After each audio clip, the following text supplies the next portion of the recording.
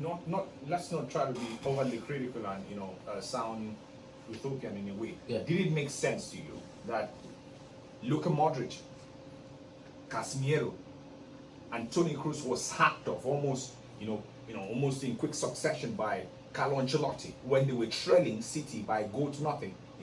Heading into the 89. Did it make sense? Well, right. Be very honest. Well, right. It did make sense, but take a look at the players that came At in. that moment, Camavinga. at that moment when Carlo Ancelotti made those substitutions, did it occur to you like a master stroke? Did it occur to you like some brilliance of some sort? I'm talking about Camavinga coming in. Let's take a look at the stats. Camavinga, has come in 4 Champions League games and he's had a hand in over 5 goals and scored 2. Modric out for Camavinga. I understood that he's bringing a certain level of composure that midfield. The man is calm, is composed. He'll also tackle the ball, create chances up front too. I saw it as a good sub.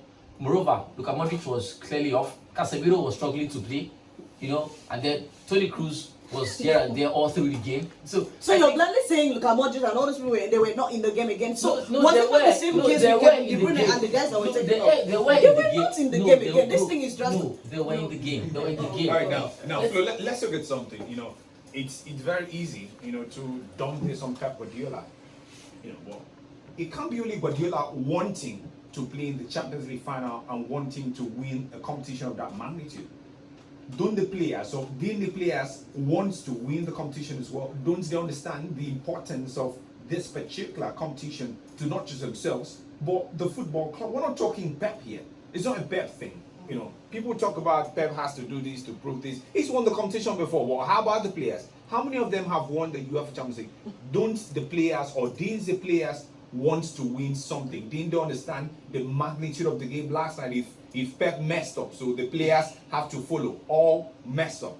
Right. I mean, it's something that is really very disappointing in part of the players, because I would like to say Pep did his best. I mean, that was what any coach should do. Right, he did the right substitution because these guys were all worn out. I mean, this is the same Pep. He has been eliminated 6 semi-finals of the Champions League. So he tried to bring in his best because he didn't want to have the 7s. But it didn't just work because the players didn't turn up. Pep would tell Ruben Dias and Emerick Laporte, so the goalkeeper Edison Moraes, to stand by and watch Rodrigo, right? Walk by and score the goal, right? And then Pep would tell his boys, with the height of Ruben Dias, Emerick Laporte, would say, no, allow the shot man Rodrigo leap over and then get the header, right? Right, let's go back to the first leg. Had Man City had a recognized striker, they could have buried their first chances in the first leg. This particular tie could have been done and dusted.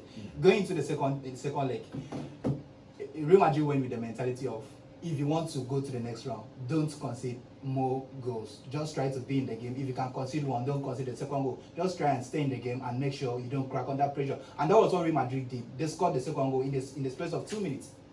Right, understand my point. Because now, Real Madrid have come back 9 times in all competitions this season. Now, in the Champions League, Pep has been eliminated 6 times in the Champions League semi-finals. I'm coming bright. Let me just land. Now, they came back against PSG, came back against Chelsea. I mean, Pep might have realized that his players, were becoming complacent in the dying stages of that game. It's your job as a coach to back instructions. He was sitting back. Keep them on their feet. That's the truth. That's mentality. That's mentality. Carlo was backing. No, it's not about Carlo. It's not about Carlo. No, I'm asking the manager, because you it sounds like Pep sitting now was the problem.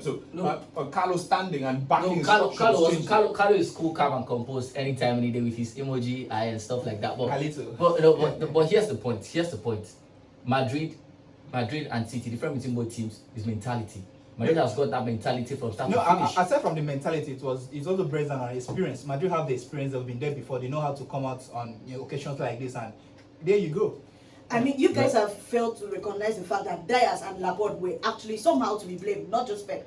I mean, how do you let the guy Rodrigo be should I say invisible, and you guys are defenders in this particular tournament? I mean, Pep also has to be blamed. Don't worry, Pep tripped Benzema. 090 222 3101 027 624 565. Let's look back in the night in European football drama. Well, we had all of that. in the game yesterday, just how we had on Tuesday. Very quickly, let's take a listen to Don Caletho